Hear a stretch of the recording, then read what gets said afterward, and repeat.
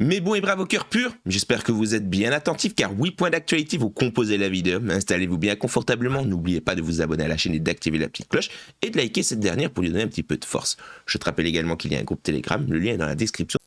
Peut-être que tu découvres la chaîne et par conséquent tu n'es pas au courant qu'en ce moment il y a une ICE qui est en cours. Je vais te parler brièvement de l'Easy App. J'ai fait une petite vidéo dédiée au projet, la vidéo va apparaître à l'écran, donc si tu veux être carré par rapport au projet, va donc regarder cette dernière. Tu as la possibilité de découvrir l'Easy App, l'application toute fonction qui va faciliter les crypto-monnaies dans la vie quotidienne. L'application est disponible sur Android et iOS. Facilité de quelle manière? Eh bien, vulgairement parlant, tu vas pouvoir effectuer des petits achats chez tes commerçants préférés, et surtout récupérer du cashback en Easy Token, le token qui est en ce moment en ICO. Tu vas pouvoir également faire de la vente et de l'achat de crypto-monnaies directement via l'application et surtout dématérialiser toutes tes cartes de fidélité et de bénéficier de réductions et d'offres spéciales chez tes commerçants préférés. Tu vas pouvoir simplement gagner de l'argent en faisant tes courses, oui mon bon, dû au cashback en crypto. Je conseille vivement de te renseigner sur le projet, tous les liens sont dans la description et tu as également la possibilité de participer à l'ICO et surtout de bénéficier d'un petit bonus de 2% lors de ton investissement. Personnellement, j'attends le round numéro 2 pour pouvoir rentrer dans le projet. Car souvent, quand je te parle d'un projet, faut pas croire, hein, mon bon, je t'en parle également en tant qu'investisseur, car je mets souvent un petit billet dans les projets que je vous présente. Ça fait juste plaisir de commencer l'année 2023 avec un projet français et, qui plus est, un projet pertinent. Et elle est là, la petite différence. Va donc faire tes petites heures, tous les liens sont dans la description. N'hésite pas à rejoindre le petit groupe Telegram également si tu souhaites avoir plus d'informations concernant le projet. Je vous rappelle également qu'il vous reste une semaine pour pouvoir être éligible à l'offre hivernale que Bybit propose. Vous avez la possibilité de découvrir la plateforme et surtout de bénéficier d'un bonus de 25 $. Toutes les conditions, encore une fois, sont en bas de la page. Mais même si tu n'es pas éligible au bonus de 25 $, ce n'est pas grave. La plateforme offre de jolis petits pourcentages concernant certains stablecoins ou alors crypto-monnaies. Tu peux, si tu le souhaites par exemple, faire du stacking de Atom à hauteur de 8% en stacking flexible, attention, ou alors du Shiba Inu à hauteur de 0,55%. C'est faible, certes, mais je te parle de stacking flexible. Mais là où la plateforme se démarque vraiment, c'est dans tout ce qui concerne les produits dérivés, comme je le disais. Vous avez la possibilité, par exemple, également de faire du copy trading, du trading bot, et ça c'est une nouvelle petite nouveauté vu que c'est nouveau. Vous avez la possibilité de faire du DCA par exemple. Encore une fois, tous les liens sont en description si tu souhaites découvrir la plateforme. Commençons directement l'actualité avec Binance qui a admis avoir commis une erreur en stockant les tokens de garantie qu'elle fabrique avec les fonds des clients de la plateforme dans le même portefeuille. Actuellement, les tokens liés à Binance et les crypto-monnaies déposées près des clients de l'échange sont conservés ensemble dans le portefeuille froid, le cold wallet nommé Binance Suite. Selon ses propres directives, Binance a ici commis une erreur car les fonds des clients ne doivent pas être mélangés avec les tokens de garantie. Selon un porte-parole de Binance, la société a réalisé son erreur et est occupée à déplacer les crypto-monnaies de garantie vers un portefeuille séparé. Il a insisté sur le fait que tous les actifs de ses clients stockés dans les portefeuilles de la plateforme continuent à être garantis à un ratio de 1 pour 1. Actuellement, environ 539 millions de dollars de crypto-monnaies mélangées par les clients et les garanties mises par Binance sont stockés ensemble dans le portefeuille partagé. Enchaînons avec l'Assemblée nationale française qui tiendra un débat pour décider si les entreprises de crypto-monnaies devront suivre un régime de licence strict. Les politiciens français débattront de l'imposition d'une licence obligatoire par les fournisseurs de services d'actifs numériques. Le sénateur Hervé Maugret a suggéré que les entreprises qui traitent les actifs numériques obtiennent une licence obligatoire d'ici octobre. L'Assemblée nationale examinera également 2 autres amendements pour donner plus de temps aux entreprises d'obtenir la licence et remplacer par une procédure d'enregistrement plus simple. Les entreprises françaises qui offrent des services de crypto-monnaies choisissent actuellement de s'inscrire auprès de l'autorité des marchés financiers, à savoir l'AMF, plutôt que demander une licence. Le gouvernement français étudie 60 entreprises professionnelles capables et conformes aux règles de lutte contre le blanchiment d'argent. Troisième point d'actualité, la plateforme de prêt Genesis a déclaré faillite le 20 janvier 2023.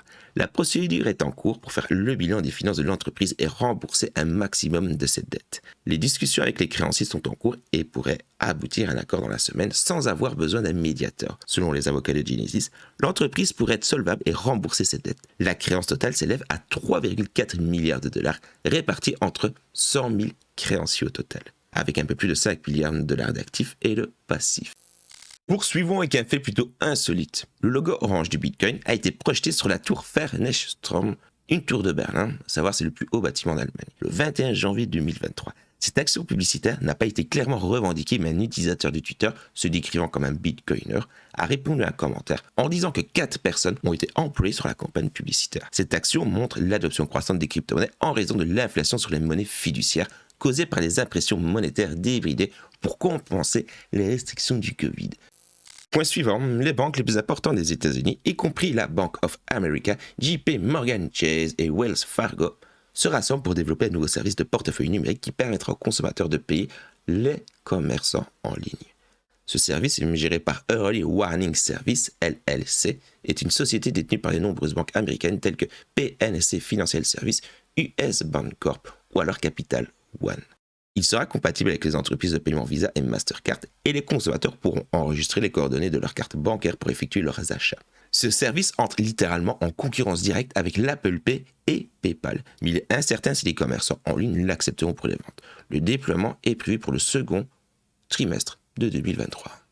Shiba Inu, c'est le moment de faire exploser la barre de like car nous allons parler de notre même token préféré.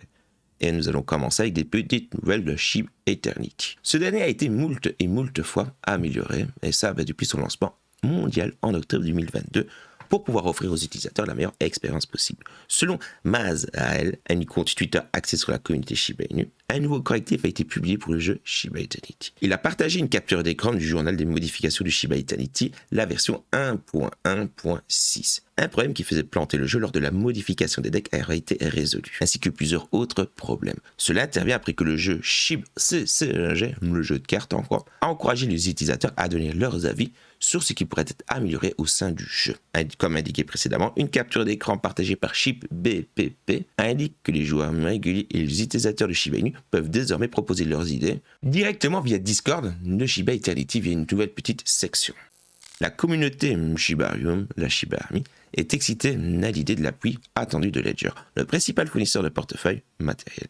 Cette excitation a été exprimée dans un tweet via l'organe publicitaire officiel de Shibarium, ShibInformer. Le tweet qui a tagué Ledger contenait seulement 3 mots. C'est une nouvelle incroyable. Ledger Support a répondu affirmativement, indiquant que le support Shibarium fait déjà partie de leur planification tout en demandant aux utilisateurs de faire attention aux mises à jour. Cela marque un autre jalon pour le protocole émergent qui attire l'attention de la communauté crypto. L'avenir de Shibarium et son anticipation par la communauté ont un impact notable sur la communauté crypto en général, en particulier son inspiration originale, le Shiba Inu. Terminons avec le burn de Shiba Inu qui ont eu lieu ces dernières heures et on peut noter un montant stupéfiant tout simplement. Un portefeuille a retiré 108,47 millions de Shiba Inu de la plateforme de négociation ShibaSwap et l'a envoyé à l'adresse de Burn, les supprimant définitivement de la circulation. Bien évidemment, ce brûlage de Burn a eu un impact positif sur le burn rate.